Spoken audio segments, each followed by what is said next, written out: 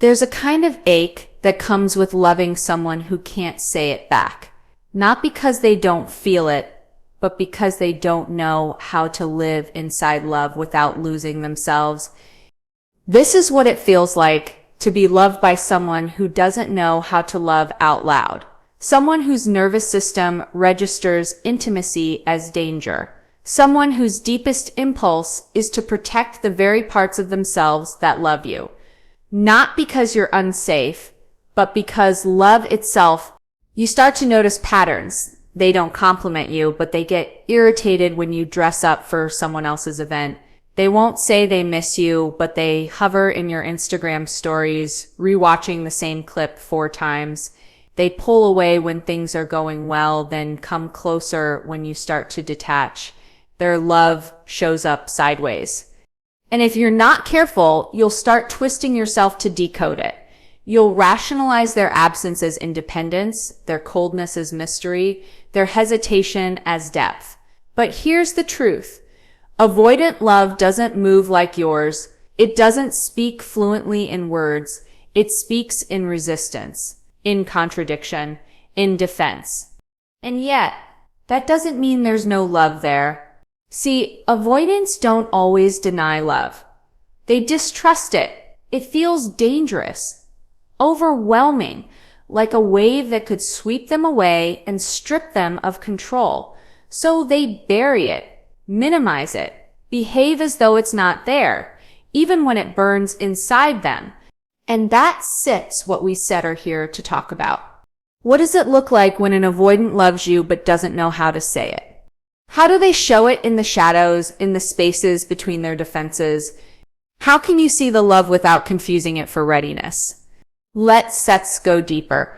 They test you, not to hurt you, but to gauge your danger. See, when an avoidant starts to feel something real, it doesn't feel warm and welcoming. It feels like risk. It stirs up every buried memory of suffocation, of being engulfed, of losing autonomy. So their love doesn't come with confession, it comes with retreat. But watch closely and you'll see the subtle tests. They'll pull back suddenly, not because you did something wrong, but because things felt too right.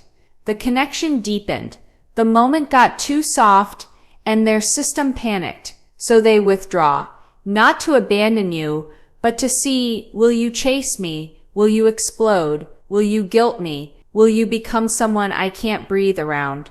And here is where the pain often starts for you. Because now, instead of feeling cherished, you feel scrutinized. You start questioning your every move, trying to prove that you're not like the others, that you're safe, that you'll give them space. You perform calmness while panicking inside. You wait 3 hours to reply to a text just to match their energy. You suppress your needs, your affection, your natural warmth, all in an effort to pass their unspoken test. But this isn't love. It's surveillance. It's emotional contortion. And yet, this is how avoidants begin to learn you. Not through closeness, but through distance. Through seeing how you handle their silence, how you respond to their storms, how you hold your own when they disappear into themselves.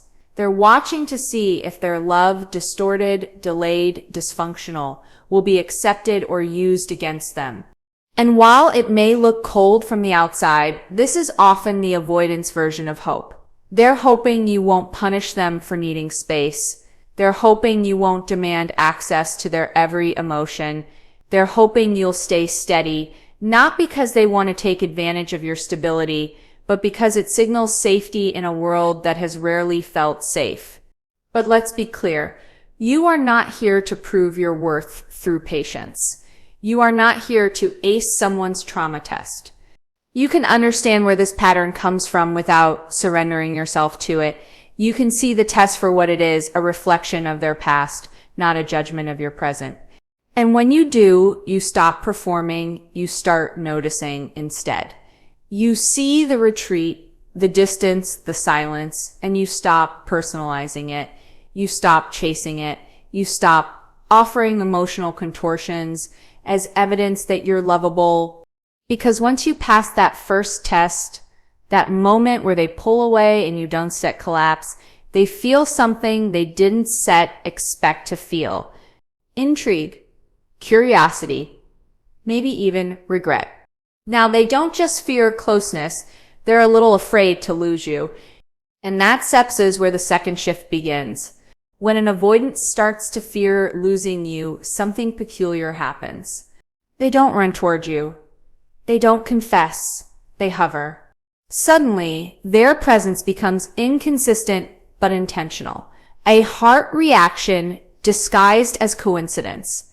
They start watching your stories within seconds of posting, but still won't reply to your text. They'll like a photo they ignored a week ago. They might send a vague meme or check in with something small. Did you see that movie we talked about? Just enough to reestablish a thread, but never enough to hold a conversation. That's maddening. But here's the truth underneath it. They're signaling from afar. Because vulnerability to them doesn't start with words. It starts with surveillance, subtle interactions that say, I'm still here, I still care, I just don't know how to be close to you without feeling like I'm losing myself. They won't say it that directly. Most of them don't even realize they're doing it. But make no mistake, this digital dance, these breadcrumb gestures, are often an avoidant set's way of saying, I still feel something, but I don't trust myself to act on it yet. And this is where many people start to spiral. Because they feel the energy, they know the avoidant hasn't moved on. The signs are everywhere, but nothing is moving forward. No clarity, no ownership. Just a loop of half presence, a murky back and forth that keeps you emotionally tethered but spiritually starving. And the worst part? You start translating every small action as a declaration of love. A view becomes a vow. A hey becomes hope. You fill in the blanks with the love story you wish was happening because the actual words you need, the clarity you deserve, never comes. But here's where the power shifts when you stop interpreting their fragments as full expressions. When you stop confusing their proximity for partnership. When you realize that attention is not the same as availability, because attention is cheap. It's easy to watch from the sidelines. It costs nothing to haunt someone digitally. Availability, that requires courage, intention, growth. And this is where avoidants often get stuck. They do feel something, but the leap from feeling to showing requires crossing the very internal terrain they've avoided their whole lives. So they stall, they orbit, they hover. And you, if you're wise, you stop mistaking movement for progress. You realize that their love may be real, but if it can't reach you, it's not enough. You become someone they can't quite figure out. Someone who sees their signals but refuses to dance in circles. Someone who's willing to lose them rather than lose yourself. And that sepsis is when the avoidant, for the first time, might wonder, what would it take to come closer and stay? If this is landing for you, subscribe. Reset, you're just getting started. When they start to consider coming closer, their world doesn't just tremble, it tilts. Because for an avoidant, true closeness feels like surrender, not romantic surrender, existential surrender. As if to love you fully, they'd have to betray the very defenses that kept them emotionally alive for years. So instead of leaning in with clarity, they do something even more disorienting. They create chaos. Not dramatic, yelling, soap opera chaos. Internal conflict that leaks into their behavior. One day, they're affectionate. The next, distant. One moment, they're opening up. The next, they're emotionally absent. And you're left navigating whiplash, trying to decode a storm they don't even know they're in. This is the avoidance way of managing what they can't regulate intimacy. See, when love is real, they feel exposed. And when they feel exposed, their nervous system searches for escape routes. Sometimes that means nitpicking you, becoming critical over things that never mattered before. Suddenly, you're too much, you talk too often. You want things to move too fast. Not because it's true, but because it creates space. Because if they can push you away over something logical, they won't have to face what's emotional. And yet, even while they separate creating that space, they watch you. They measure your reactions. And deep down, they separate asking themselves, will you fight for me? Will you stay through the sabotage? Will you be the one who finally proves that love doesn't have to cost my freedom? But that sets the trap, isn't it? Because the moment you do fight, they feel suffocated.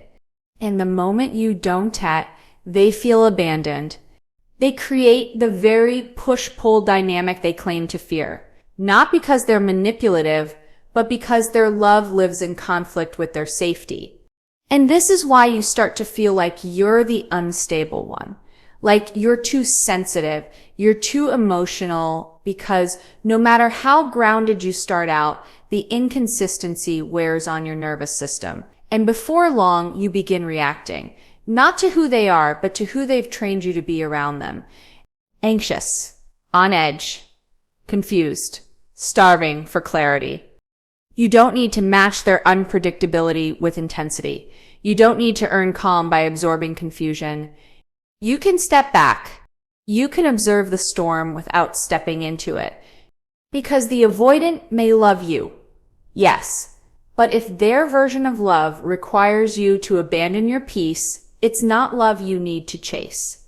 And when you stop absorbing their emotional static, something happens that they sever not used to, not as a trigger, not as a test, but as a person. And for the first time, they have to ask themselves, am I willing to step out of protection and into participation?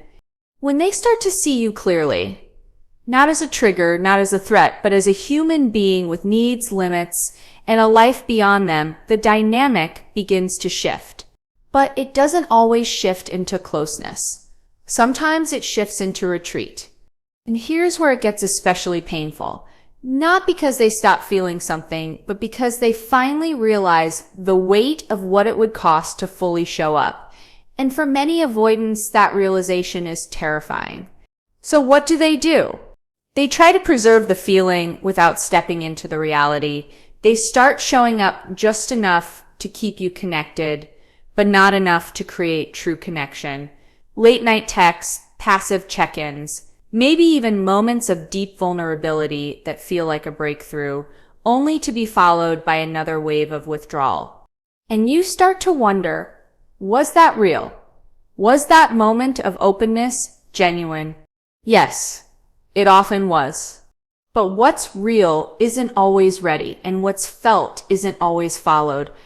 Because here's what no one tells you, avoidants can love deeply, but their internal wiring says that love means disappearance. Not yours, theirs. To love you fully, they would have to dismantle the fortress they've built around their own hearts. They would have to confront the grief they've buried, the fear they've normalized, the belief that closeness equals pain. And for some of them, that feels like too much. So instead, they offer you a part-time version of themselves, a relationship made of echoes. And if you're not rooted in your own worth, you might accept it. Not because you don't want more, but because you see their potential. You see the flashes of depth, the moments of tenderness, the rare glimpses of the real them. And you tell yourself, if I just hold on a little longer, maybe they'll come around. But what if the waiting is the thing that's keeping them stuck? What if your tolerance is what allows their avoidance to thrive? And if you keep accepting fragments, they'll keep handing you pieces. Not because they don't care, but because they never had to learn how to give the whole. This is where so many strong, self-aware people stay stuck, in limbo with someone who feels something but won't do something. But you don't need to wait for their clarity to find yours. You don't need to hold space for someone who won't take space with you. Because the moment you stop romanticizing their potential, you create room for a different kind of intimacy, one that's mutual, consensual, safe, alive. And ironically, that's when the avoidant sometimes wakes up, because suddenly they're no longer in control of your supply. You've stopped proving. You've stopped waiting. You've stopped performing safety so they don't leave. You have remembered who you are. And now they're the one wondering if they can meet you rather than just miss you. Send this to someone who's been stuck in this dynamic for far too long. When you finally reclaim your center, when you stop orbiting their avoidance and start anchoring in your own worth, something remarkable happens. You begin to see the love more clearly and need it less. Not because you've grown cold, not because you've shut your heart, but because you've stopped translating confusion as connection. You've stopped mistaking effortlessness for fate. You've stopped thinking love should hurt a little to feel real. And now you see their love for what it is, incomplete. Not empty, not fake, just unfinished. It's a love that was never taught how to land. A love that was shaped in survival. A love that wants to be close but doesn't yet know how to stay. And maybe for the first time, you feel something you didn't just expect to feel. Compassion. But not captivity. You're not angry. You're not waiting. You're not begging for their growth. You simply see them. You see how they reach out but don't follow through. How they observe you from afar but can't step closer. How they show you flashes of depth and then hide in the dark. You see the grief behind their resistance, the longing behind their aloofness, the tenderness that lives underneath their dismissiveness, and you realize they are not the villain, but you are not their rehabilitation center. Because love shouldn't feel like a test. You're always one mistake away from failing. Love shouldn't be a place where your needs are framed as threats. Love shouldn't make you question your own emotional reality just to keep someone calm. And now, you stop making excuses for their wounds. You stop editing yourself to seem more digestible. You stop shrinking your voice so they won't run. And that's what avoidants don't always understand. They think the safest love is the one they control, the one where they set the terms, pace, and emotional temperature. But control isn't safety. It's a stand-in for healing. And when you refuse to play that game anymore, when you stop chasing, proving, softening your truths just to keep their love on the table, you become unmanageable. Because now you are someone who cannot be half-loved. And whether they rise to meet that or retreat back into their old protections is no longer your responsibility. It sets a choice they have to make. But here's what changes. They finally see that your love was never the problem. Your clarity was not control. Your openness was not a threat. Your depth was not too much. It was their fear that distorted it. What would it take to love someone like this and not run? By now, they have seen you. Not the version of you who twisted into patience or the one who dimmed her needs to keep the peace. They've seen you in your wholeness, in your boundaries, in your quiet decision to no longer dance around their avoidance. And here's the paradox. This is often the moment they feel the depth of their love the most. Not when you were proving, not when you were pleading, but when you stopped. When you stepped back without bitterness. When you didn't slam the door, but also didn't leave it cracked for them to drift in and out. That silence, that space, it pierces them, because now they're left with the weight of their own decisions. The echo of everything they didn't say, the warmth they took for granted, and the absence that doesn't feel like relief anymore. It feels like loss. And in that stillness, the truth begins to rise. They remember the way your energy made them feel stable without them understanding why. The way your emotional presence allowed them to soften, even for a second before they recoiled again. They remember the moments you didn't ask for anything, and yet still offered everything, not in desperation, but in truth. And now without your emotional labor propping up the connection, they feel the deficit. This is where some avoidants come to a crossroads. The first path is familiar. They double down on their narratives. I'm just not ready. She wanted too much. It wasn't the right time. They intellectualize their loss to avoid feeling it. But the second path is different. It's quieter, slower. It doesn't look like a grand gesture or a perfect apology. It often starts with something awkward, vulnerable, halting. A message that doesn't say the right thing, but comes from the right place. Something like, I didn't know how to be with someone like you. I think I was afraid of it. And if they do choose that path, if they choose to turn inward instead of away, to face the shame instead of fleeing it, it won't be because you convinced them. It will be because you stopped making it easy to stay asleep. And that mirror is what forces the most important question of all. Am I ready to love without hiding from it? Because when an avoidant truly loves you, when the love survives even your absence, that's when the real choice begins. Not whether they feel something, but whether they'll become someone who can live inside that love. So now you stir here. Not in the story they wrote, not in the loop you danced, but here with your feet on the ground, your heart intact, and your eyes finally open. You've seen what avoidant love can feel like: intoxicating, inconsistent, intense. You've felt the depth, the pull, the ache. You've tried to translate silence into devotion, distance into meaning, avoidance into love. But you sure done with translation, because real love doesn't set need to be decoded. It doesn't hide behind walls and wait for you to prove yourself worthy of entry. It doesn't test your loyalty by disappearing. It doesn't punish your needs or mistake your openness for pressure. And maybe that's the hardest part to accept, that someone can love you and still not be ready, that their feelings can be real and still not be enough to build something real with you. But that's not your failure. That's just the line where their story ends and yours begins.